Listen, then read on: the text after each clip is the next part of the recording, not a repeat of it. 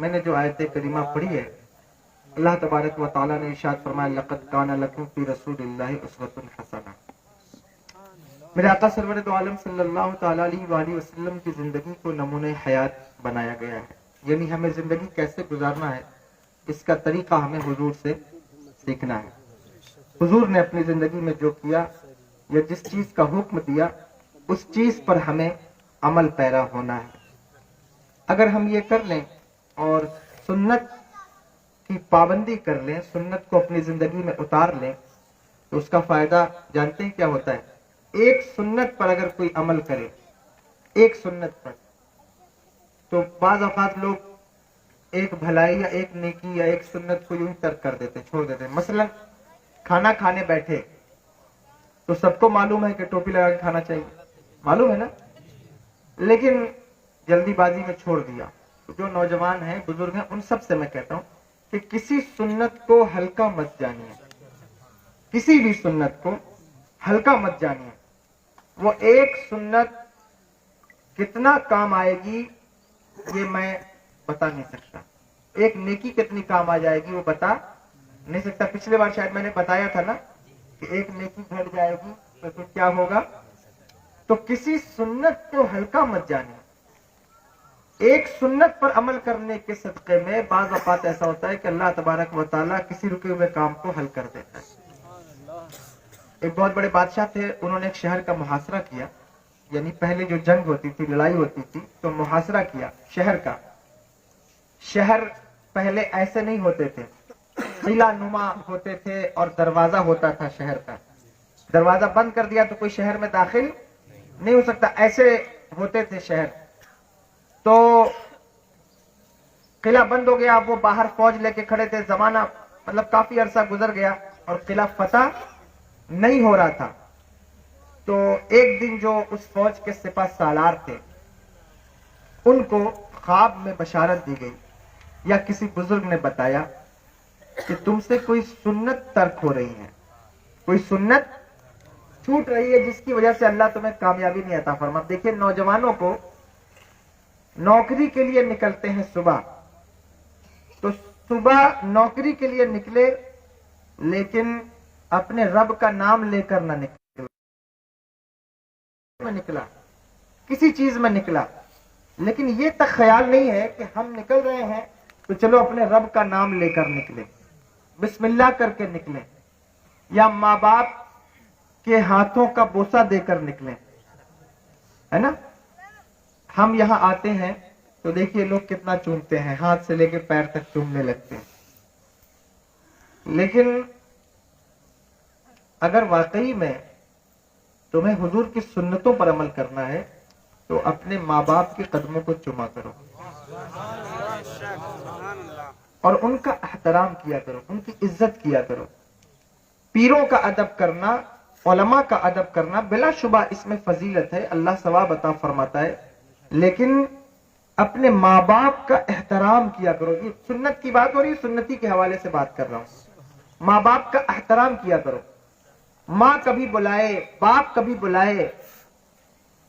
تو کچھ بچے ایسے بھی ہوتے ہیں جو بعض اوقات انہیں غصہ ہو کے جواب دے دیتے ہیں، یا بڑی بلند آواز میں، تیز آواز میں ڈانٹ کر کہہ دیتے ہیں۔ اور آج کل تو بچے یہ سمجھتے ہیں کہ ہمارے اماں ابا کے پاس تو دماغ ہے ہی نہیں، سمجھتے ہیں کہ نہیں سمجھتے؟ اکثر یہی سمجھتے ہیں کہ ان کو کیا معلوم دنیا کی بات، ان کو کیا معلوم راجنیتی کیا ہے، دنیا کیا ہے۔ اور ابا اب جو ہے اپنا کے دماغ قرآن ہوئی گا ہے، تو کا نہیں معلوم ہے، ہم جانتے ہیں، ایسے ہی بولتے ہیں نا۔ تو لڑکے یہ سمجھتے ہیں کہ شاید ہمیں زیادہ اللہ نے دماغ دے دیا۔ تمہیں کتنا بھی اللہ دماغ دے دے لیکن تم باپ تو نہیں بن سکتے نا اپنے باپ کے، وہ تمہارا باپ ہے، اور ہر باپ کا ایک باپ ہوتا ہے، اس کو ہم کیا کہتے ہیں؟ دادا۔ تو اپنے دادا کا بھی احترام کرو، اپنے باپ کا بھی احترام کرو۔ اور ماں باپ کا احترام کیے بغیر اگر تم علماء کا احترام کرتے ہو، پیروں کا ہاتھ چومتے ہو تو کیا فائدہ؟ کوئی فائدہ نہیں ہے۔ حضور نے سلیقہ یہ بتایا کہ پہلے اپنے ماں باپ کی عزت کر، ان کا احترام کر، اگر تو نے ان کو راضی کر لیا تو اللہ راضی ہو جائے گا، اور اگر وہ راضی نہیں ہے، ماں یا باپ میں سے کوئی راضی نہیں ہے، تو پھر یہ سمجھ لے کہ تو لاکھ دنیا کے پیروں کو راضی کرتا پھرے، تیرا کام بننے والا نہیں۔ لیکن ماں باپ کے تعلق سے یہ بھی سیرت کی ہی بات ہے، یہ میں سمجھنا میں نے کوئی الگ موضوع چھیڑ دیا ہے، یہ سیرت رسول ہی بتا رہا ہوں کہ میرے آقا نے ماں باپ کا احترام کس طرح کیا۔ میرے آقا ارشاد فرماتے، حضور ایک دن مسجد نبوی میں تشریف لائے۔ کہاں تشریف لائے؟ مسجد نبوی شریف میں تشریف لائے۔ نوجوانوں توجہ سے سننا، مسجد نبوی شریف میں تشریف لائے تو صحابہ صف باندھے، ہاتھ باندھے کھڑے تھے، تو حضور کی نگاہ پیچھے چلی گئی، بچپن کے زمانے میں پیچھے لوٹ گئی۔ وہ کون سے زمانے میں؟ کہ جب حضور کی عمر 6 سال کی ہے۔ میرے آقا سرور دو عالم صلی اللہ علیہ وسلم کی عمر مبارک شریف 6 سال کی ہے، اور حضور کی ماں، میرے آقا کی ماں حضور کو لے کر مدینۃ المنورہ والد گرامی کے قبر پر حاضری کی غرض سے آئی تھی۔ کہاں گئی تھی؟ حاضری کے لیے حضور کے والد گرامی کی قبر انور پر۔ مدینے میں حضور کے والد کی قبر انور تھی، تو وہاں تشریف لے گئی تھی۔ اب یہ بھی لوگ کہتے ہیں کہ قبروں پہ جانا کیسا ہے اور قبر پہ جانا کیسا ہے، تو میں کہتا ہوں یہ تو میرے آقا کی سنت ہے۔ بولو سنت ہے کہ نہیں؟ سنت ہے نا۔ تو حضور کی والدہ تشریف لے گئی، لوٹتے وقت ان کی والدہ کا، حضور کی والدہ کی طبیعت خراب ہوئی اور راستے میں وصال ہو گیا، چھوٹی عمر حضور کی، اور اس وقت حضور کی والدہ کا وصال ہوا 6 سال کی عمر میں۔ میرے آقا سرور دو عالم صلی اللہ تعالی علیہ وآلہ وسلم نے وہیں راستے میں اپنی والدہ کی تدفین فرمائی۔ تو وہاں حضور کی نظر پہنچ گئی کہ جب میں چھوٹا تھا 6 سال کی عمر میں میری ماں رخصت ہو گئی۔ جب کسی کے ماں باپ موجود ہوں، آج کے زمانے میں یہ کیفیت ہے، اس وقت ان کی قدر نہیں ہوتی، لیکن جب وہ چلے جائیں تو پھر احساس ہوتا ہے کہ کاش کہ میری ماں ہوتی، کاش کہ میرا باپ ہوتا تو میں اس کی کچھ خدمت کر لیتا۔ احساس ہوتا ہے یا نہیں ہوتا؟ ہوتا ہے۔ ہر بندے کو احساس ہوتا ہے کہ کاش میری ماں نے مجھے بچہ دیکھا تھا، جاہل دیکھا تھا، ان پڑھ دیکھا تھا، میری ماں نے مجھے غریب دیکھا تھا، غریبی میں نے زندگی گزاری تھی، آج اللہ نے پیسہ دے دیا، سرمایہ دے دیا، گاڑیاں دے دی، محل دے دیا، آج میں کس کو دکھاؤں؟ کاش میری ماں ہوتی تو میں اسے دکھاتا، کاش میری ماں ہوتی تو میں اس کی خدمت کرتا۔ ہر بندے کے دل میں یہ خیال آتا ہے۔ اس لیے جن کو اللہ نے ماں باپ دیے ہیں ان کی عزت کرو، ان کی قدر کرو۔ ماں باپ کی حیثیت چٹیل میدان میں ایک سائے دار درخت کی طرح ہوتی ہے، چاہے تم جتنے بڑے ہو جاؤ، اللہ تمہیں جتنا عروج دے دے، طاقت دے دے، توانگری دے دے، لیکن ماں اگر گھر میں موجود ہے یا باپ موجود ہے تو تمہیں یہ محسوس ہوتا ہوگا کہ ہاں کوئی تو ہے گھر میں جس کا سایہ میرے اوپر ہے۔ یعنی باپ کچھ بھی نہ کرے، کوئی کام نہ کرے، اس کے باوجود بھی گھر میں بیٹھا رہے تو بھی انسان کو تسلی ہوتی ہے، لیکن جب وہ سایہ سر سے اٹھ جائے تو پھر احساس ہوتا ہے کہ اب ہمارے اوپر کتنی ذمہ داریاں آئیں۔ رشتہ داری کا معاملہ ہو، پریوار کا معاملہ ہو، جھگڑے فساد کا معاملہ ہو، لے دے کر کے بات ابا پہ چلی جاتی ہے، لیکن جب باپ رخصت ہو جائے تو پھر بیٹا ذمہ دار ہو جاتا ہے، پھر ذمہ داریاں اس کے سر آ جاتی ہیں، تو اس کو تب احساس ہوتا ہے کہ وہ میرا باپ تھا۔ ماں باپ کا سایہ اس طرح ہے۔ حضور کو بھی یاد آیا کہ میری ماں تھی اور وہ رخصت ہو گئی، اور پھر حضور نے تو بہت کچھ برداشت کیا تھا، دیکھا تھا مکہ المکرمہ میں حضور کے اوپر کیچڑ پھینکے گئے، گالیاں دی گئیں، حضور کی راہوں میں کانٹے بچھائے گئے، کیا کچھ نہیں کیا گیا میرے آقا کے ساتھ۔ طائف کے بازار میں پتھر مارے گئے، یہ بھی میں تمہیں بتاتا ہوں۔ میرے آقا سرور دو عالم صلی اللہ علیہ وسلم، طائف ایک شہر تھا مکہ المکرمہ اور مدینہ المنورہ کے بیچ میں ایک کنارے، تو حضور تشریف لے گئے وہاں تبلیغ دین کے لیے، تو وہاں کے سرداروں کو بلا کر کہا کہ میں تمہیں دین کی دعوت دیتا ہوں۔ انہوں نے قبول نہیں کیا، انکار کر دیا، انہوں نے کہا ہم آپ کی بات کیوں مانیں؟ حضور نے کہا ٹھیک ہے، بات نہیں مانتے تو نہ مانو، لیکن یہ جو میں تمہیں دین دینے آیا ہوں یہ مکے کے کافروں سے نہ بتانا، نہ کہنا، وہ ہمیں تکلیف پہنچائیں گے۔ ایسے لوگ کہ انہوں نے کہا ہم کیوں نہ بتائیں، ہم تو ضرور بتائیں گے کہ آپ ہمارے پاس دین دینے آئے۔ میرے آقا سرور دو عالم صلی اللہ علیہ وسلم رخصت ہوئے تو طائف کے لوگوں نے بچوں کے اور نوجوانوں کے ہاتھ میں پتھر دے دیا، سن رہے ہو؟ توجہ ہے، پتھر دے دیا، اور وہ پتھر میرے آقا کی ذات پر مارنے لگے. اللہ اکبر کبیرہ. حضور کی ذات پر، حضور کے جسم اطہر پر پتھر مارے جا رہے ہیں.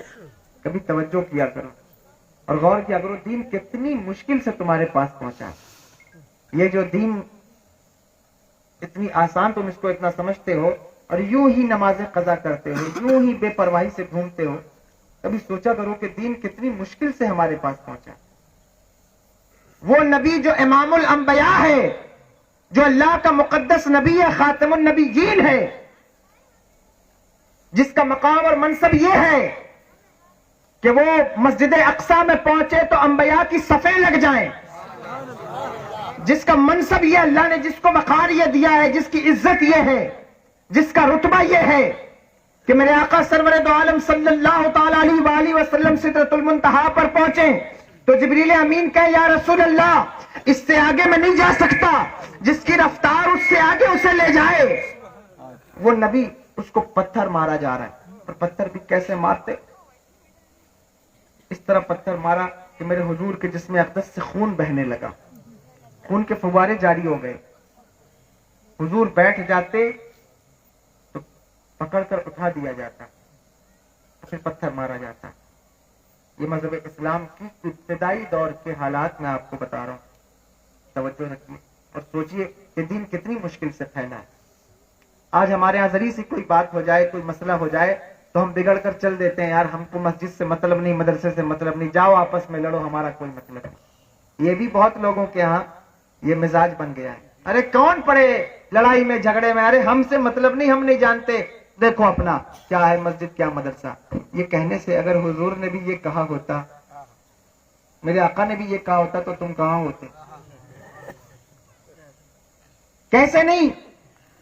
مسجد کا معاملہ، مدرسے کا معاملہ، تنظیم کا معاملہ، تبلیغ دین کا معاملہ جتنا ہمارا ہے اتنا تمہارا بھی ہے.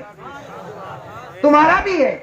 تمہارا فرض ہے کہ تم دین کے معاملات میں آگے آؤ، آگے بڑھو، آگے بڑھ کے اسے سلجھانے کی کوشش کرو، محنت کرو، جد و جہد کرو. یہ کیا بات ہے کہ ہم سے مطلب نہیں، ہم کو معلوم نہیں کیا ہو رہا ہے کیا نہیں ہو رہا. دین کا معاملہ ہر بندے کا معاملہ ہے، اللہ کے ہر بندے کا جو ایمان رکھتا ہے. تو اس طرح پتھر مارے جاتے. حضور کے جو نالین شریف تھے وہ خون سے بھر گئے. حضور کے نالین شریف خون سے بھر گئے. صحابہ پریشان ہو گئے، کہنے لگے یا رسول اللہ. جب یہ کیفیت ہوئی تو حضرت جبریل امین حاضر ہو گئے. کہا یا رسول اللہ آپ حکم دیں ان دو پہاڑوں کو آپس میں ملا دوں اور ان طائف والوں کو خاک میں ملا دوں. میرے آقا نے ارشاد فرمایا نہیں. صحابہ کرام پریشان ہو گئے اور جب یہ کیفیت ہو گئی، حد سے زیادہ ظلم و ستم ہوا تو صحابہ نے کہا یا رسول اللہ ان کے لیے بد دعا فرمائیں، ان کے لیے بد دعا کر دیں. میرا نبی کسی کے لیے بد دعا کر دے تو پھر اس کے حالات کیا ہوں گے؟ تو حضور نے ہاتھ اٹھا دیا. ہاتھ اٹھایا، صحابہ نے سوچا بد دعا کریں گے، لیکن حضور نے کیا دعا فرمائی؟ حضور نے کہا اے میرے مولا ان طائف والوں کو ہدایت عطا فرما، ان طائف والوں کو ہدایت عطا فرما. میں ان نوجوانوں کو، بڑوں کو، بزرگوں کو جن کا مزاج بڑا گرم ہے ان کو دعوت فکر دے رہا ہوں. تم کو اپنے ماں باپ کی بات برداشت نہیں ہوتی، تم کو اپنے بڑے بھائیوں کی بات برداشت نہیں ہوتی، علماء کی بات برداشت نہیں ہوتی، مسجد کے امام کی بات برداشت نہیں ہوتی، اور ذرے سے میں مزاج آگ بگولا ہو جاتا ہے. ہائی مزاج کا پاور دیکھو کتنا بڑھتا ہے، لوگوں کو غصہ کتنا آتا ہے. کتنا گرم خون ہے تمہارا. کوئی نجی محفل ہو، کوئی بیٹھک ہو، دو چار لوگ ایسے مل جائیں گے جو بڑے ہائپر ہوتے ہیں، بڑا غصہ ہوتے ہیں. لوگ کہتے ہیں بڑا جلالی ہے، کہتے ہیں بڑا جلالی ہے، اس کو بڑا جلال آتا ہے. لوگ ڈرتے ہیں، خائف ہو جاتے ہیں، مار پیٹ کر لیتے ہیں. اور لوگ بھی کہتے ہیں کہ ہم سے برداشت نہیں ہوتا حضرت، ہم سے تو نہیں برداشت ہو پائے گا. میں کہتا ہوں تیری اوقات ہی نہیں ہے برداشت کرنے کی، تو کیا برداشت کرے گا؟ برداشت وہ کرتا ہے جو مرد ہوتا ہے. برداشت کا مادہ مرد میں ہوتا ہے، نامردوں میں نہیں ہوتا. بہت توجہ سے میری بات سننا. تم نوجوان ہو، خون گرم ہے، لیکن یاد رکھو برداشت کا مادہ مردوں میں ہوتا ہے، نامردوں میں نہیں ہوتا. مولا کائنات داماد پیمبر حضرت علی المرتضی رضی اللہ تعالیٰ عنہ جنگ کے دوران، لڑائی کے دوران ایک پہلوان تھا، بہت بڑا پہلوان، اس کا نام تھا عمرو ابن عبد الود. اس کے سینے پہ چڑھ گئے، یعنی اس نے چیلنج کیا تھا کہ کون ہے جو مجھے مارے. اس کے سینے پہ چڑھ گئے اور قریب تھا کہ اس کی گردن مار دیتے، لیکن اس نے تھوک دیا، تھوکا. اب سوچو کوئی کسی کے اوپر تھوکے تو کتنا غصہ آئے گا.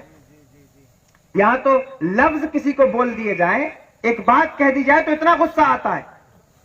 اس نے تھوکا، مولا کائنات اس کی گردن مارنے والے تھے لیکن چھوڑ دیا، سینے سے اتر گئے، اتر گئے. یہ نبی کے صحابہ کی سیرت ہے، یہ بھی کبھی سنو. سینے سے اتر گئے اور اتر کر جانے لگے تو اس نے بلا کر کہا کیا بات ہے، تو مجھے مارنے والا تھا، چھوڑ کے کہاں جا رہا ہے. علی نے تاریخی جملہ کہا تھا، کہا میں کسی کو ذاتی مفاد کے لیے نہیں مارتا، جس کو مارتا ہوں نبی کے دین کے لیے مارتا ہوں. میں تجھے مصطفیٰ جان رحمت کے دین کے لیے مار رہا تھا، لیکن جب غصہ بیدار ہو گیا، ذاتی جلال مجھے پیدا ہو گیا. اگر میں تجھے مارتا تو اپنے لیے مارتا، اور میں اپنے لیے کسی کو نہیں مارتا، اس لیے میں نے تجھے چھوڑ دیا.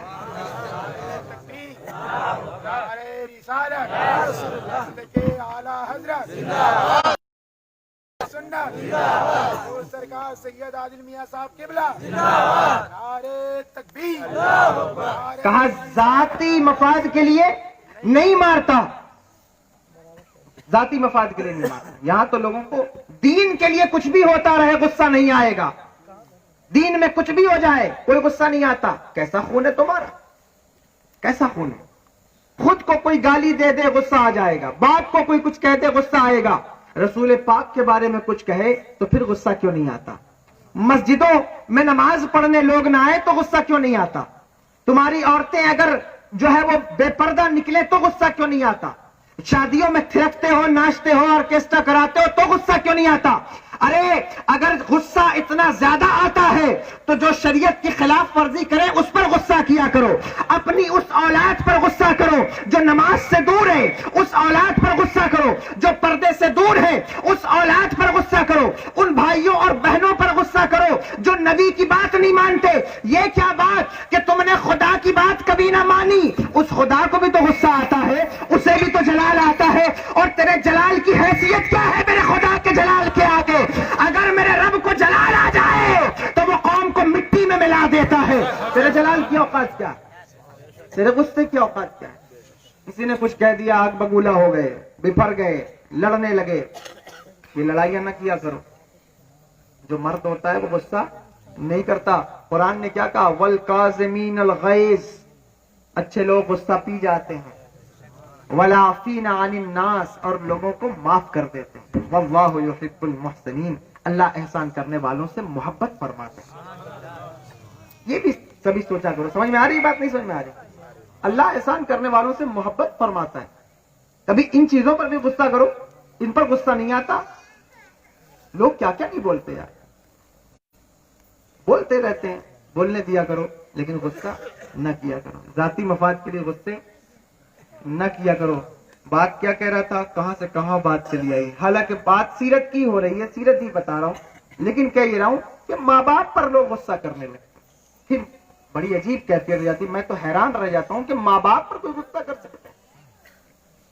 وہ ماں جس نے تجھے پیدا کیا اس پر غصہ کرتا ہے، وہ باپ جس نے تجھے پالا بڑا کیا اس پر غصہ کرتا ہے، احسان نہیں مانتا. ایک صحابی رسول حضور کی بارگاہ میں حاضر عرض کیا، یا رسول اللہ، میں نے اپنی ماں کو کندھے پر بیٹھا کر خانہ کعبہ کا طواف کرایا، حج کرایا، کیا میں نے ماں کا حق ادا کر دیا؟ حضور نے فرمایا، جب تو پیٹ میں تھا اور اس کو جو درد محسوس ہوتا تھا، اس درد میں بہت سارے جھٹکے ہوتے ہیں. ایک بار درد آتا ہے تو کئی جھٹکے لگتے ہیں. فرمایا ان جھٹکوں میں سے ایک جھٹکے کا بھی حق ادا نہیں کیا. کیسے حق ادا کر پاؤ گے ماں باپ کا؟ حق ادا نہیں ہو سکتا، حق نہیں کر سکتے ادا. تو ماں باپ پر غصہ کرنا یہ بڑی خطرناک بات ہے، بہت زبردست بات ہے. ایک صحابی حاضر عرض کیا، یا رسول اللہ، جس طرح میرے ماں باپ نے مجھے پالا، بچپن میں مجھے نہلاتے تھے، دھلاتے تھے، کھانا کھلاتے تھے، پلاتے تھے، میرے والدین پر بھی سیم وہی کنڈیشن آ گئی ہے. یعنی وہ بھی بچے بن گئے ہیں. جب ماں باپ بوڑھے ہوتے ہیں تو کیا بن جاتے ہیں؟ بچے ہی بن جاتے ہیں نا. تو کہا یا رسول اللہ وہ بھی بچے بن گئے اور میں بھی ان کی ویسے ہی پرورش کر رہا ہوں جیسے انہوں نے میری بچپن میں کی تھی، یعنی میں بھی انہیں کھانا کھلاتا ہوں، پلاتا ہوں، ان کا جو ہے وہ ہاتھ دھوتا ہوں، منہ پوچھتا ہوں۔ یا رسول اللہ کیا میں نے حق ادا کر دیا؟ حضور نے فرمایا یہ تو بتا، جب تیرے ماں باپ تجھے پالتے تھے، تیری پرورش کرتے تھے، تو وہ تیرے لیے زندگی کی دعا کرتے تھے، اور تو اپنے ماں باپ کی پرورش کرتا ہے تو تیرے دل میں کیا یہی خیال ہے کہ اللہ ان کی عمر بڑھا دے؟ ہر بچہ چاہتا ہے کہ میرے ماں باپ تکلیف میں ہے، اللہ انہیں جلدی اٹھا لے، یا اللہ میرے ماں باپ اگر مصیبت میں، یعنی یہ میں نہیں کہہ رہا ہوں کہ ہر بچہ دعا کرتا ہے، کہنے کا مقصد یہ ہے کہ جب ماں باپ بچوں کی پرورش کرتے ہیں تو ان کے دل میں یہ ارادہ ہوتا ہے کہ اللہ میری بچے کو عمر عطا فرما، اس کو کوئی بیماری لگنے والی ہو تو اس سے ہٹا کے مجھے دے دے، یعنی میری زندگی لے لے لیکن اس کی زندگی نہ لے۔ لیکن بچے جب ماں باپ کی پرورش کرتے ہیں تو کیا یہ حوصلہ ہوتا ہے؟ نہیں ہوتا۔ تو ماں باپ کا حق نہیں ادا ہو سکتا۔ اور یاد رکھنا میری بات کو، کسی کو بھی خوش کر لو، پیر کو خوش کر لو، بزرگوں کو خوش کر لو، لیکن ماں باپ خوش نہیں، اگر ماں باپ کو خوش نہیں کیا تو پھر فائدہ کچھ بھی نہیں۔ ماں کی دعا میں جو تاثیر ہے نا، ہمارے پاس آتے دعا کرنے کے لیے، حضرت دعا فرما دے میرے لیے، اپنی ماں سے دعا کرایا کرو۔ ماں جاہل ہو، غیر پڑھی لکھی ہو، تعلیم یافتہ نہ ہو، بے نمازی بھی ہو، تو بھی ماں تو ماں ہوتی ہے۔ بولو صحیح کہہ رہے؟ توجہ ہے؟ سن رہے ہیں؟ ختم کر دوں؟ سن رہے؟ ماں تو ماں ہوتی ہے، ماں سے دعا کرایا کرو۔ حضرت موسیٰ علیہ السلام کی قوم میں حضرت موسیٰ علیہ السلام نے اللہ تبارک و تعالیٰ سے پوچھا تھا، اے اللہ بتا جنت میں میرا پڑوسی کون ہوگا؟ کیا پوچھا تھا؟ کہا اے اللہ یہ بتا جنت میں میرا پڑوسی کون ہوگا؟ اللہ نے کہا موسیٰ فلاں شہر کا ایک قصائی ہے، قریشی جو بکرے کاٹتے ہیں، کہا وہ تیرا پڑوسی ہوگا۔ تو حضرت موسیٰ علیہ السلام پریشان ہو گئے، کہا اے اللہ میرا پڑوسی کوئی نبی ہوتا، کوئی ولی ہوتا، میں نبی ہوں تو میرا پڑوسی کوئی نبی ہوتا، کوئی ولی ہوتا، یہ قصائی کا میرا تو کوئی جوڑ نہیں بنتا، تو قصائی میرا پڑوسی ہوگا، میں اس سے ملنا چاہتا ہوں۔ تو اللہ نے کہا ٹھیک ہے چلے جاؤ۔ حضرت موسیٰ علیہ السلام اس شہر کی طرف نکلے۔ توجہ ہے ماں بہنیں، بہت توجہ سے سنیے میری بات کو، فالتو بات نہیں کر رہا ہوں، کوئی لفظی نہیں کر رہا ہوں، بہت خاص بات کہہ رہا ہوں، سن رہے ہیں نا آپ؟ توجہ ہے نا؟ کہا فلاں شہر میں ہے۔ حضرت موسیٰ علیہ السلام تشریف لے گئے۔ وہ جو قصائی تھا وہ نہیں جانتا تھا کہ یہ حضرت موسیٰ ہیں، نبی ہیں، اسے نہیں معلوم تھا، نہیں دیکھا تھا۔ حضرت موسیٰ علیہ السلام پہنچے تو سوچا کہ ہو سکتا ہے کوئی عبادت کرتا ہو، بہت نماز روزہ کرتا ہوگا، تو اس کی دکان میں گئے، کہا میں تیرا مہمان بننا چاہتا ہوں۔ کہنے لگا حضور خیر مقدم ہے، مسافر ہیں آپ، آ جائیے۔ جانتا نہیں تھا کہ حضرت موسیٰ ہیں، مہمان بنا لیا۔ حضرت موسیٰ علیہ السلام نے دیکھا دن بھر گوشت کاٹ رہا ہے، پانٹ رہا ہے، کاٹ رہا ہے، پانٹ رہا ہے، یہی کر رہا ہے، کوئی عبادت نہیں کر رہا، تو سوچا ہو سکتا ہے رات میں کوئی عبادت کرتا ہوگا۔ تو اس کے گھر گئے، اس نے جلدی سے سامان رکھا، ہاتھ منہ دھویا، کھانا خود بنایا، بنا کر حضرت موسیٰ علیہ السلام کو دیا، کہا لیجیے آپ کھائیے، آپ مہمان ہیں۔ حضرت موسیٰ علیہ السلام نے کہا تو بھی کھا۔ کہنے لگا نہیں میں ابھی نہیں کھاؤں گا۔ کیا کہا؟ ابھی نہیں کھاؤں گا۔ اندر کھانا پلیٹ میں لیا اور ایک چھوٹا کمرہ تھا اس میں داخل ہو گیا۔ اس میں ایک بوڑھی عورت لیٹی ہوئی تھی جس کے منہ میں دانت بھی نہیں تھا۔ وہ لقمہ لیتا، اپنے منہ میں ڈالتا، چباتا اور پھر چبا کے نکال کے اس کے منہ میں ڈال دیتا۔ اس طرح اسے کھانا کھلا رہا تھا، ماں تھی اس کی، کھانا کھلایا۔ جب کھانا کھلا چکا تو پھر اس کا منہ صاف کیا، ہاتھ دھلایا، اور جب پلٹنے لگا تو اس کی ماں کی زبان سے کچھ جملے نکلے، ماں کی زبان سے کچھ جملے نکلے۔ حضرت موسیٰ علیہ السلام پیچھے کھڑے دیکھ رہے تھے کہ یہ اپنی ماں کو کھانا کھلا رہا۔ پوچھا کون ہے یہ؟ کہنے لگا میری ماں ہے۔ کہا بہت اچھی بات ہے، یہ بتا کہ اس کے منہ میں دانت نہیں ہے، اس نے ابھی کچھ کہا میری سمجھ میں نہیں آیا، اس نے کیا کہا ہے؟ تو وہ ہنسنے لگا، کہنے لگا حضرت چھوڑیے، وہ میری ماں ہے، ایسے ہی کچھ کہتی رہتی ہے۔ کہنے لگے بتا تو صحیح کہا کیا؟ کہنے لگا حضور یہ ہر وقت دعا کرتی ہے کہ اللہ میرے بچے کو جنت میں موسیٰ کا پڑوسی بنا دے۔ کہتی یا اللہ جنت میں میرے بچے کو موسیٰ کا پڑوسی بنا دے۔ اب آپ ہی بتائیے کہاں موسیٰ نبی ہے، کہاں میں گنہگار، میں بھلا ان کا پڑوسی بن سکتا ہوں؟ حضرت موسیٰ علیہ السلام کی آنکھوں سے اشک جاری ہو گئے، کہنے لگے تجھے معلوم نہیں ہے اللہ نے تیری ماں کی دعا کو قبول کر لیا ہے، تیری اس خدمت کو قبول کر لیا ہے، اور اللہ نے تجھے واقعی جنت میں میرا پڑوسی بنا دیا۔ تو دعا کرانے بڑا لمبا لوگ جاتے ہیں، دعا ماں سے کرایا کرو۔ माँ को भी कभी कोई तोहफा दे दिया, ये नाशरीफ पढ़ते हैं तो ये देना सुन्नत है साहब हुजूर की, मैं ये नहीं कह रहा हूँ, लेकिन माँ को भी कभी 100 रुपए जाके मुसाफा करके हाथ चूम लिया करो, समझ रहे हो? माँ का दिल खुश होगा तो फिर कितना फायदा मिलेगा। और गांव के सारे बच्चे समझते हैं कि माँ की खिदमत तो बीवी का फर्ज है, मेरा थोड़ी। बीवी किस लिए लाए? खिदमत करना है, बीवी करे, हम क्यों करें? तो नहीं करते। माँ की खिदमत करना बीवी का फर्ज नहीं है, ये बात जानना। माँ की खिदमत बच्चों पर है, औलाद पर है, तुम उसकी खिदमत करो। और अगर तुमने उसकी नाफरमानी की तो यह भी याद रखना कि अल्लाह उसका बदला बहुत जबरदस्त देता है। एक बहुत बड़े वली थे, कौन थे? वली थे। उनकी माँ थी, घर में रहते थे, तो माँ से कहने लगे, अल्लाह वाले थे, वली थे, कहने लगे माँ मुझे इजाजत दे दे, मैं हज के लिए जाना चाहता हूं। कहां जाना चाहता हूं? हज के लिए। तो माँ ने कहा बेटा अगले साल चले जाना। तो फिर अगला साल आया तो कहने लगे माँ मैं हज के लिए जाना चाहता हूँ। कहा बेटा अगले साल चले जाना। माँ सोचती थी कि मैं चली जाऊं तो फिर ये जाए। माँ का इरादा ये था कि पहले मैं चली जाऊं, दुनिया छोड़ जाऊं, फिर ये जाए। तो उनसे बर्दाश्त नहीं हुआ। तीसरे साल उन्होंने नौकरों को लगा दिया, खादिमों को, और खुद चुपके से बिना बताए निकल गए। माँ को नहीं बताया। अल्लाह वाले थे, दिल तड़प गया। अब हज के जाने के लिए, हज का मौसम आता है तो क्या कैफियत होती है आशिकों की? होती है कैफियत या नहीं होती? तो तड़प गए, निकल गए हज के लिए, माँ को बिना बताए, माँ से बगैर इजाजत लिए। शाम हुई तो माँ ने पूछा कहां गया मेरा बेटा? लोगों ने कहा वो तो नहीं, निकल गए।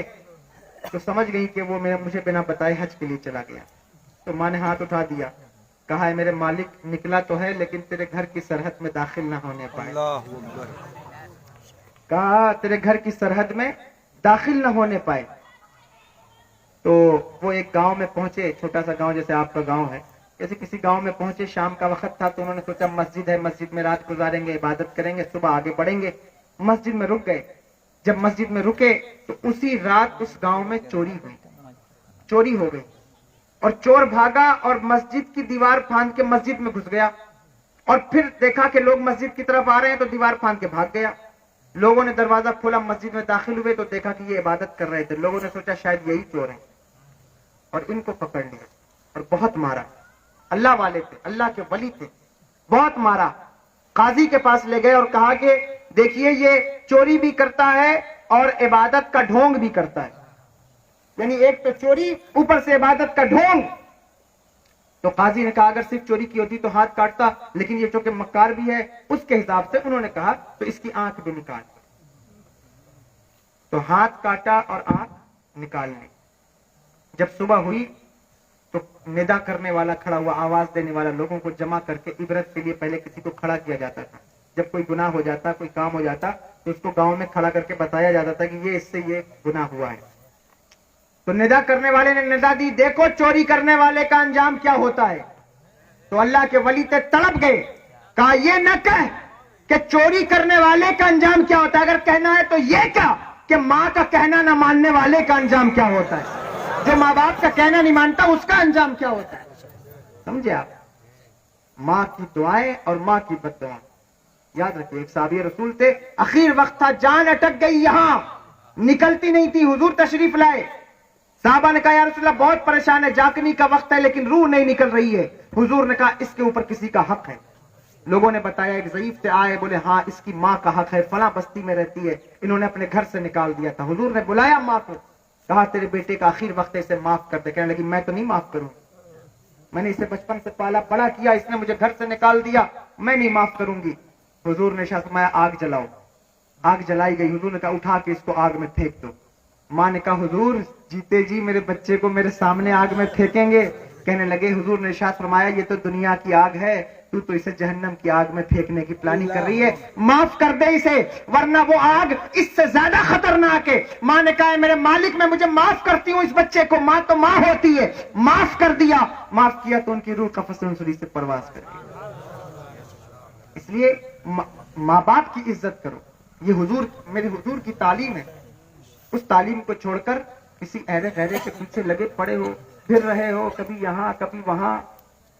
पहले माँ बाप की इज्जत करो, कामयाबी वहां से मिले। وہاں سے کامیابی میں حضرت موسیٰ علیہ السلام ایک دن کوہ طور پر پہنچے, اللہ سے بات کرنے, والدہ کا انتقال ہوا تھا, حضرت موسیٰ علیہ السلام کی ماں کا وصال ہوا. آج جب کوہ طور پہ پہنچے, اللہ نے کہا موسیٰ آج ذرا سنبھل کر بات کرنا. حضرت موسیٰ کا مزاج جلالی تھا, ذرا جلالی مزاج تھا. اللہ نے کہا موسیٰ اللہ کے نبی ہیں, کہا ذرا سنبھل کر بات کرنا. حضرت موسیٰ نے کہا اے میرے پروردگار, میں نے تجھ سے جلوت کی باتیں کی, خلوت کی باتیں کی, اپنی بھی بات کرتا ہوں, لوگوں کی بھی بات کرتا ہوں, لیکن آج تک تو نے کبھی نہ کہا کہ اے میرے نبی, اے میرے موسیٰ سنبھل کر بات کرنا. آج کیا بات ہے میرے پروردگار کہ تو کہہ رہا ہے مجھ سے سنبھل کر بات کرنا.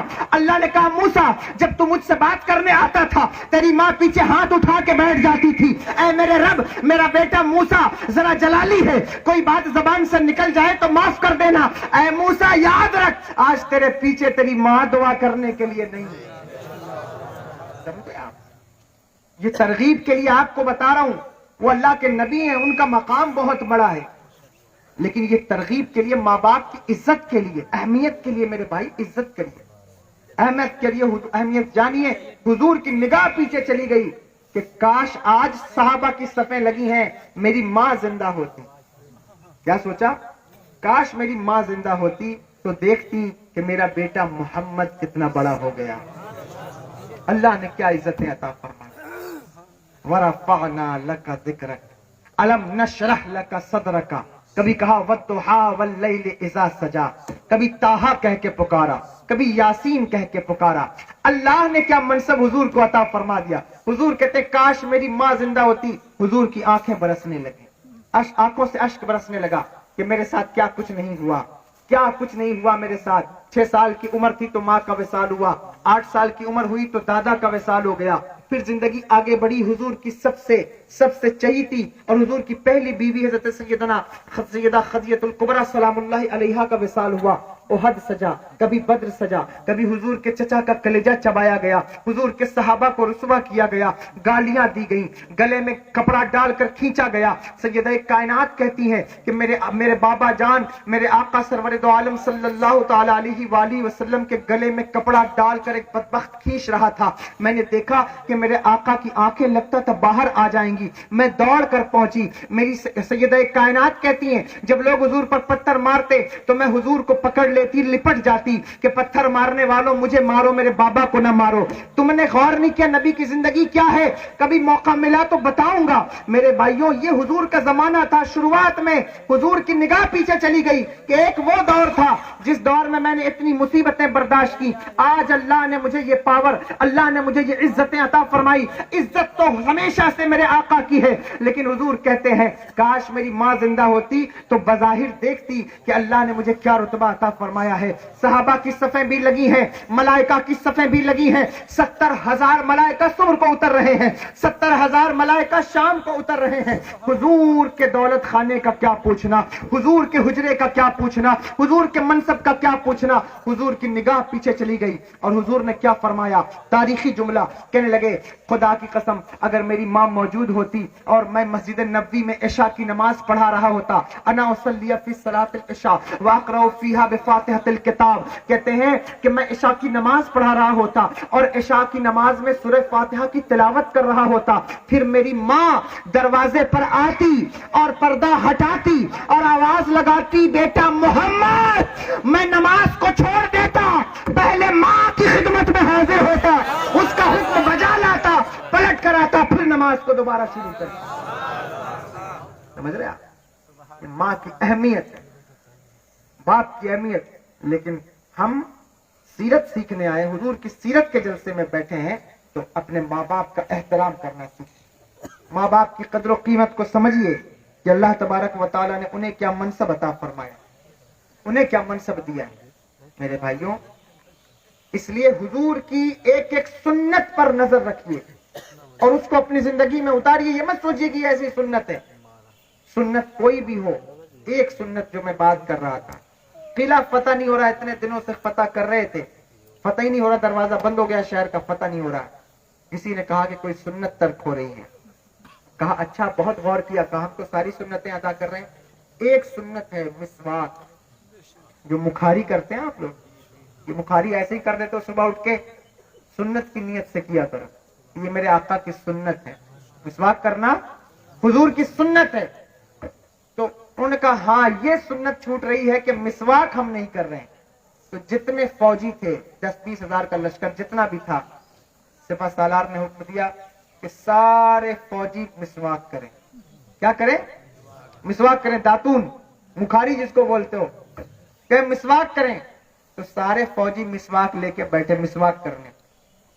تو جب شہر والوں نے دیکھا کہ یہ کیا کر رہے ہیں, بھئی 10,000 لوگ ایک لائن سے بیٹھ جائیں مسواک کرنے تو کیسا معلوم ہوگا. تو شہر والے گھبرا گئے, ڈر گئے کہ یہ دانت کیوں صاف کر رہے ہیں. کسی نے کہا ہو سکتا ہے کہیں یہ کچا چبانے کے لیے تو دانت نہیں صاف کر رہے ہیں, یا کوئی وظیفہ تو ایسا نہیں کر رہے. وہ گھبرا گئے اور گھبرا کے شہر چھوڑ کر بھاگ گئے. پتہ ایک سنت مسواک کی سنت تھی. تو آپ بتائیے کہ اگر آپ سنتوں پر عمل کریں گے تو اللہ آپ کو کتنا بدلا اس کا عطا فرمائے, کیسا بدلا عطا فرمائے. ہم سنتوں کو چھوڑ کر لہو و لعب میں لگے ہوئے ہیں. حضور کی سنتوں کو چھوڑ کر فضولیات میں لگے, خرافات میں لگے. کہیں کا عرس آ جائے, عرس ہوتا ہے تو دیکھیں عورتیں کیسے جاتی ہیں کثرت سے بھر بھر کے, اور منت مان مان کے کہ بچے کا سر ہم وہاں جا کے مڈائیں. سنت بتا رہا ہوں. سنت کیا ہے؟ جب بچہ پیدا ہو تو 7ویں دن اس کا کیا کرنا چاہیے؟ سر مڈا کے عقیقہ کرنا چاہیے نا. عقیقہ جانتے ہو نہیں جانتے؟ عقیقہ حضور کی سنت ہے کرنا. اس میں ہوتا کیا ہے؟ سر کو مڈانا چاہیے, بال اتار کے, کیونکہ وہ پیٹ کا بال ہوتا ہے اس کو صاف کر کے اس کے وزن کے برابر چاندی صدقہ کر دینا چاہیے. یہ سنت ہے, سنت ہے. لیکن لوگ کیا کرتے ہیں؟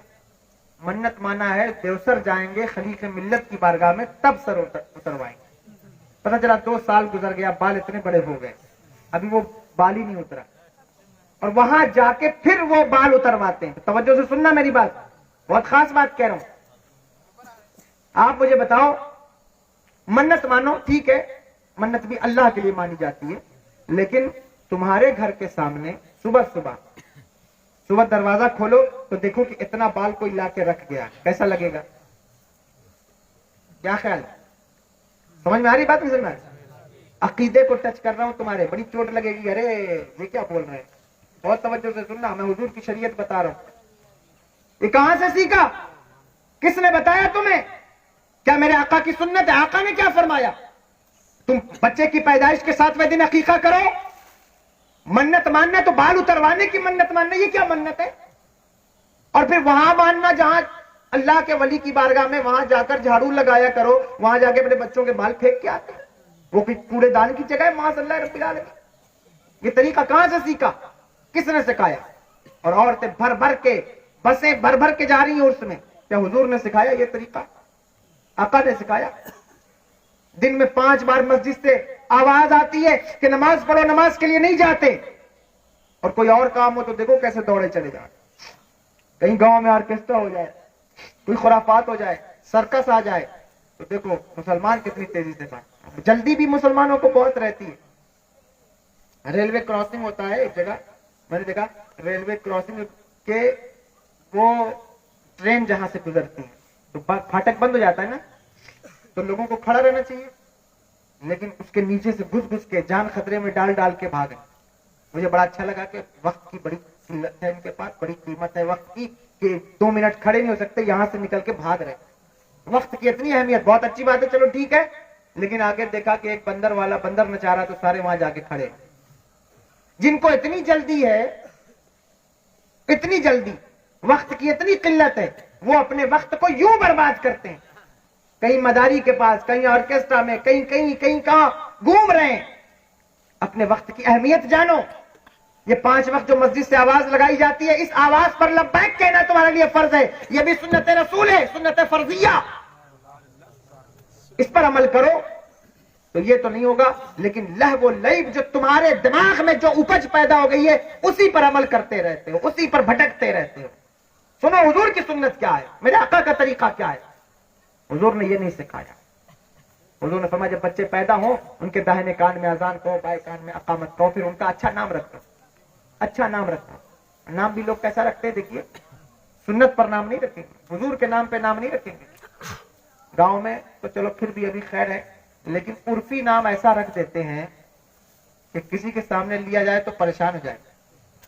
للو، ڈبو، پپو، چپو، مگھو، لوٹا، یہ تو نام ہوتے ہیں. لوٹا بھی کسی کا نام ہے. ایک آدمی نے تو حد کر دی. میں نے پوچھا کیا نام ہے تمہارا؟ اس نے کہا گوبر. میں نے کہا یا اللہ، گوبر بھی کوئی نام ہے؟ گوبر نام رکھ. اور ایک 11 بھائی تھے، ان کا نام ایسا تھا، یعنی آپ پریشان ہو جائیں گے. طوفان، طوفانی، برفا، رخانی. وہ ایک صاحب بیان کرتے تقریر میں، مجھے یاد آ رہا ہے. برفا، رخانی اور پتہ نہیں کیا کیا نام. آندھی طوفان نام رکھ دیا کسی کا کچھ. یہ کیا ہے میرے بھائی؟ سنت پر عمل کریے. وہ نام رکھیے جو صحابہ کرام کے نام تھے، جو حضور کے غلاموں کے نام تھے. ان ناموں کا اثر ہوتا ہے، ان ناموں کا اثر ہوتا ہے. اگر نام رکھنا ہے، حضور نے فرمایا کہ بہتر یہ ہے کہ اللہ تبارک و تعالیٰ کی ابدیت کی طرف منسوب کر کے نام رکھا جائے. یعنی عبداللہ، عبد الرحمن، ایسے نام رکھنے چاہیے. یہ نام رکھنے چاہیے. اور جس کا نام رحمان رکھو، عبداللہ رکھو، پھر اسے عبداللہ ہی پکارو، عبد الرحمن ہی پکارو. ایسا نہ کرو کہ رحمان کہہ کے پکارو. اس کی عزت کرو. اور یا حضور نے فرمایا یا پھر اپنے بچوں کے نام میرے نام پہ رکھو، یعنی محمد رکھو. سبحان اللہ، صلی اللہ علیہ وسلم. محمد رکھو. اور جب نام محمد رکھو تو پھر اس بچے کی عزت بھی کیا کرو. اگر نام محمد رکھو تو پھر بچوں کے نام کی عزت بھی کیا کرو، ان کی قدر بھی کیا کرو. لیکن ان سنتوں سے ہم دور ہیں. جدید نام رکھنا ہے. عقیقہ جو ہے وہ جب تک پورا گاؤں اکٹھا نہیں ہوگا تو ہم عقیقہ کیسے کریں گے؟ لوگ نہیں کرتے. عقیقہ چھوڑ دیجیے، قربانی لوگ نہیں کرتے. قربانی کے دن میں قربانی نہیں کرتے. پوچھئے کیوں نہیں کرتے؟ زیادہ وقت ہو رہا ہے کیا؟ بند کر دیں. میری بات بری تو نہیں لگ رہی ہے؟ اچھا، جو بتا رہا ہوں صرف سنو گے کہ عمل بھی کرو گے؟ کرو گے نا؟ عمل کرنا. قربانی لوگ نہیں کرتے. پوچھو کیوں قربانی نہیں کرتے؟ کہیں گے قربانی اس لیے نہیں کر رہے ہیں حضرت کہ بکرا تو ہے لیکن چاولیں نہیں ہیں. تو آپ اس طرح 1 کنٹل چاول لائے تب نا پورے گاؤں کی دعوت کریں. بتاؤ، قربانی اللہ کے لیے کرتے ہو یا رشتہ داروں کے لیے؟ اللہ کے لیے قربانی کرتے ہو نا. قربانی اللہ کے لیے کی جاتی ہے. ارے قربانی کرو، گاؤں میں گوشت تقسیم کر دو. لیکن نہیں، وہ جب اس لیے قربانی کہ ہم قربانی کریں گے، گاؤں میں رواج بن گیا، رسم بن گئی. سنت پر عمل. میں سنت کی دعوت دے رہا ہوں. سنت کیا ہے؟ قربانی کیجئے، گوشت کو تقسیم کر دیں. میرے آقا قربانی فرماتے 2 جانور، 2 دمبا یا 2 بھیڑ جو ذبح فرماتے، ایک اپنی طرف سے اور ایک کہتے یا اللہ یہ میری امت کی طرف سے ہے. ہم لوگوں کو بہت پریشانی ہو جاتی. کچھ لوگ کہتے ہیں حضور آپ بارہا کہتے ہیں کہ اپنے نبی کے نام سے قربانی کراؤ. کیوں کہتے ہیں؟ قربانی تو انسان کے اوپر فرض ہے، جو صاحب نصاب ہے اس کے اوپر ہے، نبی کی طرف سے کیوں کراؤ؟ میں نے کہا تیرا من ہے، کرا چاہے نہ کرا، میرا کہنا کام ہے. میں اس لیے کہتا ہوں کہ جس نبی نے اپنی امت کو اتنا یاد کیا ہے، قربانی کے وقت اپنے نبی کی طرف سے بھی ایک جانور کرا دیا کرو. غریبوں کا بھلا ہوگا. کرا دیا کرو. ماں باپ کی طرف سے کرایا جاتا ہے، سب کی طرف سے کراتا ہے، لیکن جس کے اوپر صاحب نصاب ہے، جو جس کے اوپر واجب ہے، پہلے اس کو اپنی طرف سے کرانا چاہیے. یہ بات ضروری ہے کہ یہ نہیں کہ نبی کی طرف سے کرا دیا، اپنی طرف سے کرایا ہی نہیں. ایسا نہیں.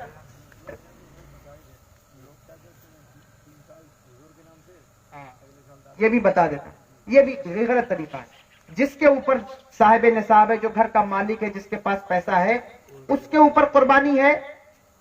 ایسا نہیں کہ نبی کے نام سے کرا دیا، اگلے سال اپنے نام سے کرائیں. یہ نہیں. یعنی اگر اللہ نے زیادہ پیسہ تم کو دیا ہے تو اپنے نام سے کرانے کے بعد تم حضور کے نام سے کرا سکتے. یہ ہے مسئلہ. یہ نہیں کہ تم جو ہے وہ نبی کے نام سے کرا دو، اپنے نام سے کراؤ. نہیں، فرض تو تمہارے اوپر ہے، تمہیں خود کے نام سے کرانا ہے. میں وہ کہہ رہا ہوں جو نفلی قربانی لوگ کراتے ہیں زیادہ، تو وہ حضور کے نام سے کرانے ہیں. اور ایسا بھی ہوتا ہے کہ اپنے نام سے کرا دیا، عورت کے نام سے نہیں کرایا، جبکہ عورت کے پاس 10-20 تولہ سونا ہے، تو مالک تو وہ بھی ہے. تو یہ جانور کہاں کام آئیں گے؟ پل صراط پر کام آئیں گے. عورتوں، وہ جو بہنیں بیٹھی ان سے کہہ رہا ہوں، مخاطب ہو کے سنو، یہ مرد بہت چالاک ہے. اپنے نام سے قربانی کرائیں گے، پل صراط پر جانور پر بیٹھ کر نکل لیں گے اور تمہیں چھوڑ دیں گے پیچھے. اس لیے تم بھی اپنے نام سے قربانی کرایا کرو اور ان سے کہا کرو ہمارے پاس بھی یہ گہنا ہے، زیور ہے، کنگن ہے، میرے نام سے بھی قربانی کراؤ. اور اگر یہ نہ کرائیں تو تم اپنے زیور بیچ دو اور اللہ کی راہ میں قربانی کرو. ارے ایک وہ عورتیں تھیں جنہوں نے اپنے بچے قربان کیے ہیں, اپنی اولادیں قربان کی ہیں, اپنے بھائیوں کو قربان کیا ہے. تم خوش نصیب ہو, اللہ نے تمہیں حضور کی امت میں پیدا فرمایا ہے. اگر تم یہ قربان نہیں کر سکتی تو کم سے کم قربانی کے موقع پر جانور ہی قربان کیا کرو. اور اب تو اور آسانی ہے, جو قربانی گھر میں نہیں کرنا چاہتا, مہنگا پڑتا ہے, ایک بکرا 10,000 کا 20,000 کا آتا ہے, تو حصہ لیا جاتا ہے نا. حصے والی قربانی ہمارے یہاں بھی ہوتی ہے, بہت ساری جگہوں پہ ہوتی ہے, لیکن دیکھ لیا کرو کہ عقیدہ ٹھیک ہو جو قربانی کرا رہا ہو, اور تھوڑا ذمہ دار شخص ہو. پتہ چلا وہابیوں کو بھی ملا دیا, سنیوں کو بھی ملا دیا, سب کی قربانی چوپٹ ہو جائے گی. تو ایسی خانقاہوں میں قربانی کرائیے جہاں معلوم ہو کہ ہاں یہ اہل سنت والجماعت کے بالکل اس نظریات پر ہیں اور ایسا نہیں کرتے, تو وہاں آپ حصہ لے سکتے ہیں. 10,000 1,000 2,000 کے حصے ہوتے ہیں, آپ حصہ لے لیجئے, حصے میں قربانی کرائیے. لیکن گاؤں میں دوسرے کھائے ایسا نہیں, یہ مسلمانوں کا طریقہ نہیں ہونا چاہیے. یہ ساری چیزیں سنت کے حساب سے ہیں, بڑا لمبا وقت لگے گا اگر ایک ایک بات پر بیان کیا جائے. یہ اشارہ میں آپ کو دے رہا ہوں کہ یہ خرافات گاؤں میں ہوتی ہے. ہاں دیکھیے, صاحب نصاب تو وہی حکم ہے جو زکوٰۃ کا حکم ہے, وہی حکم ہے. لیکن مسئلہ یہ ہے کہ زکوٰۃ والے پر سال گزرنا ضروری ہوتا ہے. یعنی 7.5 تولہ سونا یا 52 تولہ چاندی جس کے پاس ہوگی وہ کیا ہوگا, صاحب نصاب ہوگا. لیکن کب ہوگا, جب سال گزر گیا ہو. یعنی اتنا پیسہ رکھا ہے کہ 7.5 تولہ سونا ہے یا 52 تولہ چاندی ہے, یا یہ دونوں نہیں ہے لیکن اتنا پیسہ ہے کہ 7.5 تولہ سونا خرید سکتا ہے یا 52 تولہ چاندی خرید سکتا ہے اس پیسے سے, تو وہ پیسہ رکھے رہے. جب سال گزر جائے اس پیسے پہ تب اس پر زکوٰۃ ہوتی ہے. لیکن قربانی کے لیے ایسا نہیں ہے. اگر آج تمہارے پاس پیسہ آ گیا تو آج قربانی اس کو کرنی پڑے گی, واجب ہو جائے گی 3 دن کے اندر اگر آیا تو یہ مسئلہ, اس کو یاد رکھیں گے انشاءاللہ. اور جو نہ سمجھ میں آیا کرے تو تم تو ہے ہی ہو, جو نیت امام کی وہ نیت ہماری. نیت نہیں سیکھ پائے آج تک, تو یہی کہتے ہیں نا, جو نیت امام کی وہ ہماری. تو اپنے علماء سے پوچھ لیا کرو. مسائل کو پوچھنا چاہیے. جب رغبت ہوگی تو پوچھو گے نا, جب محبت ہوگی دین سے تب تو پوچھو گے.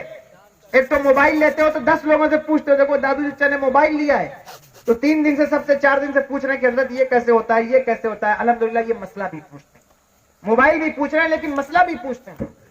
بچے کو جہیز میں بائک مل جائے تو بوڑھا ہے لیکن چلانا نہیں آتا, لیکن پوچھ کے وہ بھی چلایا جا رہا ہے. تو دین کے بارے میں بھی پوچھو, محبت ہوگی تو پوچھو گے, اخلاص ہوگا تو پوچھو گے. تو پوچھ کر عمل کیا کرو, سنتوں پر عمل کرو. یہ خرافات چھوڑ دو, خرافات چھوڑ دو. کسی مزار پر حاضر ہوئے تو تمہارا عقیدہ بن گیا. مزارات پہ چادر چڑھانا کیا ہے, بہت بڑا عقیدہ ہے. چلیے, مزارات پر چادر چڑھانا ہمارے یہاں جائز ہے نا, جائز ہے کہ نہیں ہے, چڑھائی جاتی ہے نا. لیکن دیکھو عرس کے موقع پر کتنی چادر چڑھائی جاتی ہے. چادر لے کر کے جا رہے ہیں ایک کے اوپر ایک. میرے اعلیٰ حضرت نے فرمایا ایک مزار پر جب تک ایک چادر پرانی نہ ہو جائے دوسری چادر نہیں ڈالنی. لیکن لوگ ڈالتے اب اس کو ثواب سمجھ کے ڈالتے ہیں. وہ چادر جو لے کر جاتے ہو وہی اسی چادر کے برابر کوئی دوسرا کپڑا لے لو اور کسی غریب کو اسے تقسیم کر دو بزرگ کی طرف سے. سبحان اللہ, سبحان اللہ. غریب نواز کی بارگاہ میں لوگ جاتے ہیں چادر لے کر, 10-10 ہزار کی چادر, 15-15 ہزار کی چادر, 50 ہزار کی چادر. کوئی چادر سنا 1.5 لاکھ کی چادر آئی, بڑی چادر آئی. کیا غریب نواز خوش ہو جائیں گے؟ سنت کیا ہے؟ سنت تو یہ تھا کہ پہلے غریبوں کی مدد کرتے. وہ جو 10,000 کی چادر لے کر گئے ہو, غریب نواز کی نیت کر کے کہ اے اللہ میں حضور غریب نواز کے صدقے میں ان کے لیے یا ایصال ثواب کی غرض سے اے اللہ میں ان کی طرف سے یہ جو باہر لولے لنگڑے کانے بیٹھے ہیں ان کو ایک ایک چادر بانٹ دیتے تو غریب نواز بھی خوش ہوتے اور تمہارا رب خوش ہو جاتا, اللہ خوش ہو جاتا. لیکن عقیدہ اپنے دماغ سے لینا, اپنے دماغ. یہ دیکھو کیا بنایا ہے یہاں, یہ کیا بنایا ہے, کربلا شریف بناتے لوگ گاؤں گاؤں میں. امام عالی مقام سے سچی محبت کا نشان یہ نہیں ہے. توجہ سے سننا, یہ نشان نہیں ہے. یہاں کربلا بنایا, جنہوں نے بنایا میں تنقید نہیں کر رہا ہوں, ہو سکتا ہے ان کو نہ معلوم رہا ہوگا, انہوں نے عقیدت میں بنایا ہوگا, محبت میں بنایا ہوگا نا, دشمنی میں تو نہیں بنایا, لیکن جانکاری کی کمی کی بنیاد. سچی عقیدت کیا ہے؟ سچی عقیدت یہ تھی کہ امام علی مقام کے نام پر کوئی مدرسہ بنا دے. امام علی مقام کے شہزادے حضرت امام زین العابدین، نام سنا یا نہیں سنا؟ سنا ہے نا؟ حضرت امام حسین کے شہزادے تھے جو کربلا سے واپس آئے تھے. انہوں نے آنے کے بعد مدینے میں کیا بنایا؟ کربلا بنایا؟ بولو بنایا؟ کیا عراق میں کربلا وہاں کہیں اپنی جگہ کسی جگہ پہ کوئی خانقاہ ایسی کربلا کی بنائی؟ نہیں بنائی. انہوں نے دو کام کیا. کیا دو کام تھا؟ ایک تو مدرسہ بنایا، ایک لنگر خانہ بنایا. ایک مدرسہ بنایا کہ علم کا لنگر چلتا رہے، اور ایک مدرسہ، ایک لنگر خانہ بنایا کہ لوگوں کا پیٹ بھرتا رہے.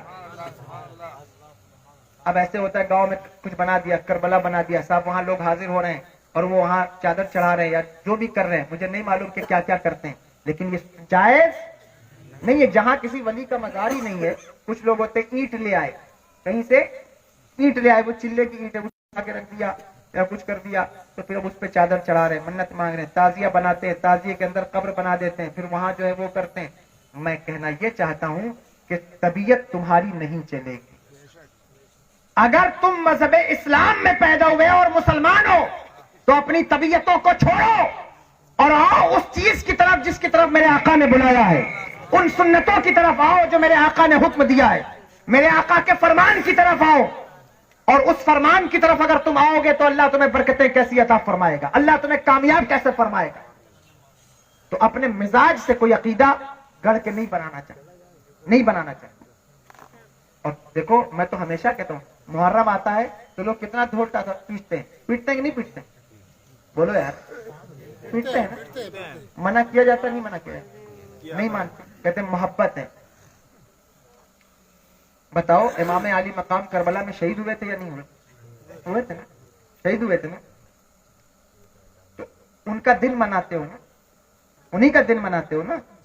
امام علی مقام کا دن مناتے ہیں نا. ہم لوگ کس کا دن مناتے ہیں؟ امام علی مقام کا دن مناتے ہیں. تمہارے ابا کا انتقال ہو جائے تو ڈھول بجاؤ گے؟ کیوں نہیں بجاؤ گے؟ امام علی مقام نبی کا نواسا میدان کربلا میں شہید ہوا تو خوشیاں حسینیوں نے نہیں منائی تھی، یزیدیوں نے منائی تھی. اور جس کو خوشی منانے کا اتنا شوق ہے ڈھول بجانے کا، تو اپنے باپ کی میت پر کبھی ڈھول بجا کے دکھائے، کبھی ماں کی میت پر ڈھول بجا کے دکھائے. نبی کا نواسا ہے جس کے شہید ہونے پہ تم ڈھول بجاتے ہو. توبہ کرو ان گناہوں سے اور سنت رسول کے سائے میں آؤ، ورنہ برباد ہو جاؤ گے.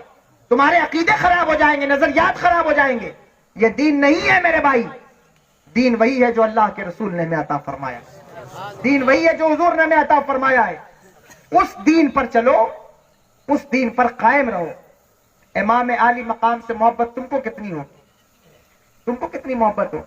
اچھا بہت سارے لوگ ایسے ہوتے کہ محبت ہے، بڑی محبت ہے، 3 دن 10 دن تیل نہیں لگاتے سر میں، کنگھا نہیں کرتے کہ یہ محرم چل رہا ہے اس میں جو ہے کنگھا نہیں کریں گے، تیل نہیں لگائیں گے. یہ طریقہ کس نے سکھایا؟ کس نے بتایا؟ کبھی علماء سے پوچھا کرو، علماء کی بات مانا کرو.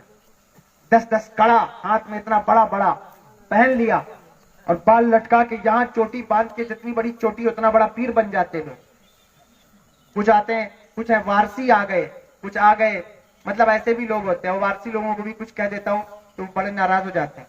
امام علی مقام سے بڑی محبت کرتے ہیں، لیکن کبھی کہہ دیتا ہوں کہ صاحب یہ آپ کا طریقہ غلط ہے، خراب ہے، تو لوگ بگڑ جاتے ہیں. ایک صاحب ایک جگہ تقریر میں کر رہا تھا تو میں نے کہہ دیا یہ پیلی چادر والے، نیلی چادر والے. تو کچھ وارسی لوگ میرے پاس آئے اور بولے کہ حضرت آپ نے ہم لوگوں کا رد کیا، وارسیوں کا. تو میں نے کہا کہ اچھا میں نے رد کیا، میں نے کیوں رد کیا؟ کہنے لگے آپ نے کہا پیلی چادر اور یہ نیلی چادر والے ڈھولی ہوتے ہیں. میں نے کہا نہیں، میں نے یہ نہیں کہا، میں نے یہ کہا جو مکار ہوتے ہیں یہ کڑا پہنتے ہیں، ہاتھ میں کڑا، پیر میں کڑا اور چھوٹی اتنی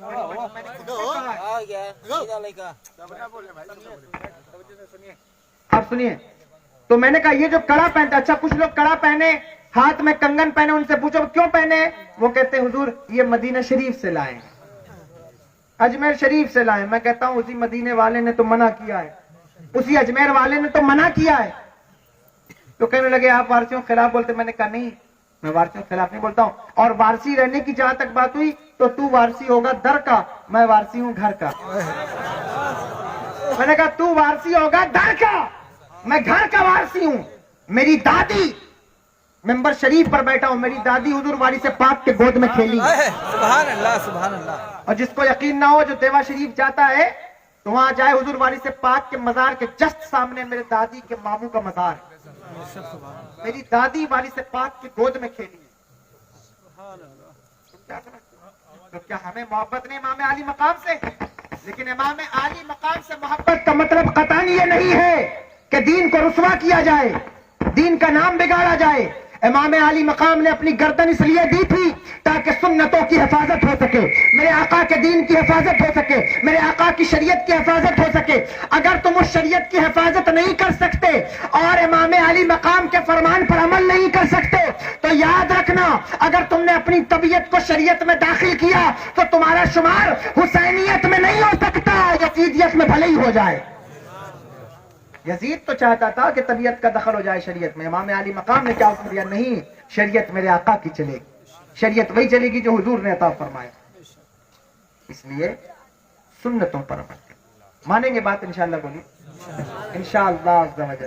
بات مانیے گا، کوشش کیجیے گا کہ سنتوں پر عمل کریں. اللہ تبارک و تعالی ہدایت عطا فرمائے. لڑائی جھگڑے فتنہ فساد ان چیزوں سے بچے. لڑتا وہی ہے جو جاہل ہوتا ہے. جس کے پاس علم ہوتا ہے وہ لڑائی نہیں کرتا، دلیل سے بات کرتا ہے. اس لیے اپنے گاؤں کو خرافات سے بچائیے. اگر آپ چاہتے ہیں کہ آپ اللہ تبارک و تعالیٰ آپ سے راضی ہو تو اپنے گاؤں میں مدرسہ بناؤ، اللہ اس سے راضی ہوتا ہے. وہاں امام علی مقام کی محبت کلیجے میں ڈالی جاتی ہے، وہاں اہل بیت کی محبت کلیجے میں ڈالی جاتی ہے. وہاں سکھایا جاتا ہے کہ اہل بیت کون تھے، سادات کا مقام کیا ہے، سیدوں کا مقام کیا ہے. تم کیا سمجھتے ہو تعزیے میں ڈھول بجا کر سادات کا مقام بتاؤ گے دنیا کو؟ تم کیا سمجھتے ہو چند اگر بتیاں جلا کے سادات کا مقام بتاؤ گے؟ تمہارے جیسے نہ جانے کتنے آئے اور چلے گئے اور کتنے آئیں گے چلے جائیں گے. اگر سادات کا مقام کسی نے بتایا تو مدرسے میں پڑھنے والے نے بتایا، سیدی اعلیٰ حضرت نے بتایا. تم ساری زندگی ڈھول بجا کر سادات کا مقام نہیں بتا سکتے جو میرے امام نے بتا دیا. فرمایا تیری نسل پاک میں ہے بچہ بچہ نور کا، تو ہے عین نور تیرا، سب گھرانہ نور کا. اور کیا بات رضا اس چمنستان کرم کی، زہرا ہے کلی جس میں حسین اور حسن.